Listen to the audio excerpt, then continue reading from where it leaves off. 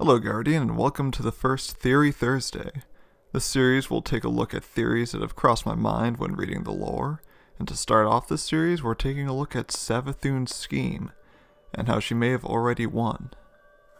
In everyone's attempts to understand Savathun, including my own, we have given her power. She has placed us into a paradox of understanding, and to explain what this means, I'll have to fill you in on a bit of Savathun herself. You see, Savathun, like her siblings, was granted her power under the rule that she must never abandon her cunning, lest the worm planted inside her devour her. For most of the time, she, like Oryx and Zivorath, fed their worms through killing. However, as time went on, Savathun's worm became hungrier and hungrier. Unable to keep up with her own worm's hunger, Savathun had to come up with a plan. During Forsaken, she would enter a realm where time passes faster than in the regular world, and here she would amass enough death, and consequently enough power, to enact her greatest scheme yet.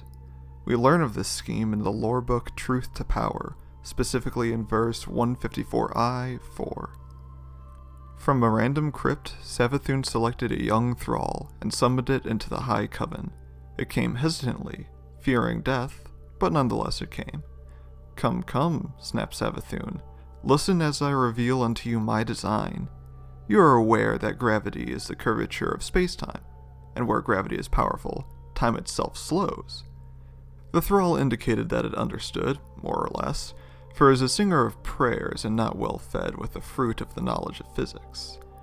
Now I have tried to put an ascendant in the orbit of a black hole while its spawn gathered the tribute of an eon. But the worm is not satisfied, for it sees the trick. What I must do is amplify the speed at which tribute is gathered. A pocket world where time passes quickly would do well, or a world where time is torus and infinite violence might be gathered. With such a murder battery, I could quickly become a being of supreme insight. The thrall indicated it was confused, but not lost. With this tribute, I shall undertake a mighty work, a real humdinger of a scheme. I'm going to refinance my entire existence.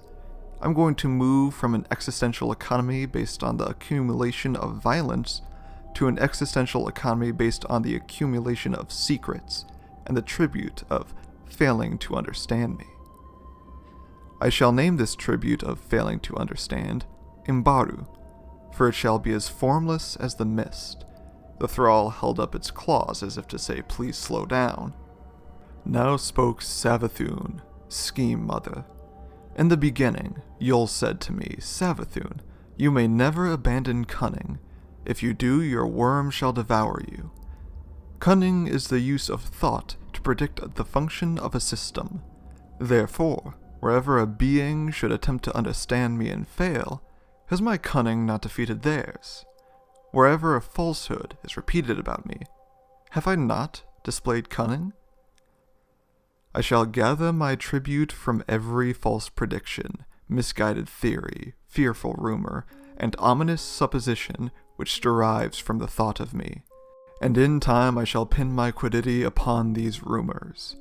I shall discorporate, so that I exist wherever my schemes and conspiracies also exist. And so I will be immortal, as long as anyone seeks to understand me and fails. Do you see? The thrall demurred, saying that it did not know much of metaphysics.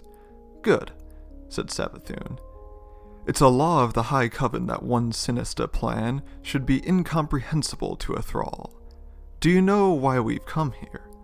If I am to take my tribute from the keeping of secrets, or else are secrets better kept than beneath the event horizon? My brother ruled the flat space of infinity, but I prefer these tide-washed depths, and in time, I shall make them my dominion. Yarth the Everhunger heard this, and was pleased. Thus a paradox is born. Let me walk you through how she may have already won through this great scheme, with the example of Osiris. Everyone probably already knows that Savathun is disguised as Osiris. Or is he? You see, according to this lore entry, Savathun could be tricking us by disguising as Osiris, or she could be tricking us by making us think she is disguised as Osiris. This carries over to almost everything that relates to her, like her song. It could be what we thought it was, a viral language that would spread and have some unknown purpose, or merely a meaningless tune that we tricked ourselves into believing mattered. Or the lore entries that humanize her and make her seem like she could have redemption. Maybe they're a trick, or maybe she's tricking us into thinking they're a trick. But it goes even deeper. The mere existence of this lore book could itself be a trick. Maybe she's purposely letting us know this is her plan, when in reality, it's not her plan at all. For example, she could have revealed this to us so that we doubt she is Osiris, when in reality, she is Osiris. Or she knows we would think that, and she is really tricking us into believing that her plan is to make us doubt that she is disguised as Osiris, so that we think she is disguised as Osiris, when in reality, that was her plan all along and she isn't Osiris. I could go on, but you get the idea. Nothing is safe from this paradox. Everything she has ever done could be a trick, or a trick to make us think it's a trick. We don't have any way of figuring out which of these two possibilities are true, or maybe that's just what she wants us to think. See what I mean now? Everything related to her is just like Schrodinger's cat, or she is tricking us into believing that. We've already lost, or she just wants us to think that. Okay, I'll stop now, but seriously, it's checkmate. I don't see how we can win against this kind of chokehold, but I guess we'll see it later on in the story, maybe next season, maybe the end of this season, maybe Witch Queen. That being said, that's the end of the video. I know this video was a bit shorter than my other ones, but I just wanted to have a bit of a snack kind of in between my bigger videos. Before you go though, I got some exciting announcements. Firstly, I've made a Patreon. I'll be able to use the money from this Patreon to fund bigger video projects in the future, and believe me, I got a couple of those on my list. And this also helps me keep ads off my videos because I hate that shit. Also, I'm working on some pretty big videos, the first of which will be the reading of the Books of Sorrow, and the second will be something truly special, but I'll leave that as a surprise.